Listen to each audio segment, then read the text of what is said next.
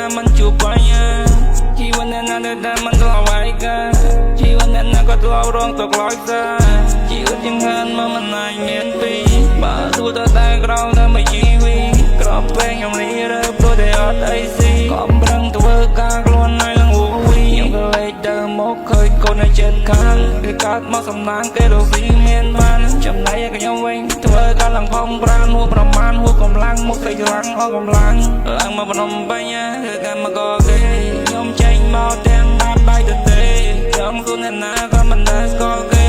ចាំដៃក្រុងលឺតែមកទៅសាប់លេអត់ឲ្យខ្ញុំជ្រើខ្ញុំតែទៅនៅផ្ទះខ្ញុំតែងតែលើកដៃសំភះសួរទៅព្រះដែលវាជីវិតខ្ញុំកាត់មកនឹងគេតែមិនមានទ្រព្យដុំដងខ្ញុំងើយមើលទៅមេចិត្តចង់សួរទេវតា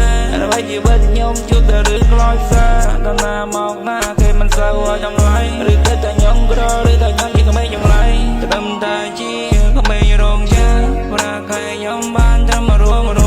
ខំប្រឹងរស់ទាំងរដទាំងរដញ៉ាំជ័យសែនយកមកទុកទ្រពពោះព្រោះតែជីវភាពយើងនេះដល់ជ្រោយទៅខ្ញុំប្រឹងក្រោកព្រោះមិនចង់ដេកខពេលខ្លះដាច់លុយហូបត្រឹមតែមិនកយពេលខ្លះខ្លួនឈឺបើកម្លាំងមិនចង់ក្រោក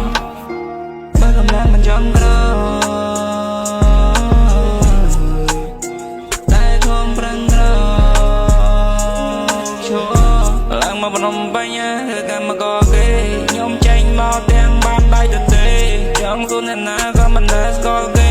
ចាំដៃក្រុងលឺតែមកទៅសាប់លេអត់ឲ្យខ្ញុំជ្រើខ្ញុំតែទៅនៅផ្ទះខ្ញុំតែងតែលើកដៃសំភះសួរទៅព្រះដែលវាជីវិតខ្ញុំកាត់មកនឹងគេតែមិនមានទ្រព្យដុំដងខ្ញុំងើយមើលទៅមេចិត្តចង់សួរទេវតាដែលវាជីវិតខ្ញុំជួបតែរឿងខ្លោចសាដល់ណាមកណាគេមិនសូវឲ្យតម្លៃឬគិតតែខ្ញុំក្រឬតែខ្ញុំជាក្មេងចម្លែកត្រឹមតែជាក្មេងរងចាប្រាកែខ្ញុំបានត្រឹមរួម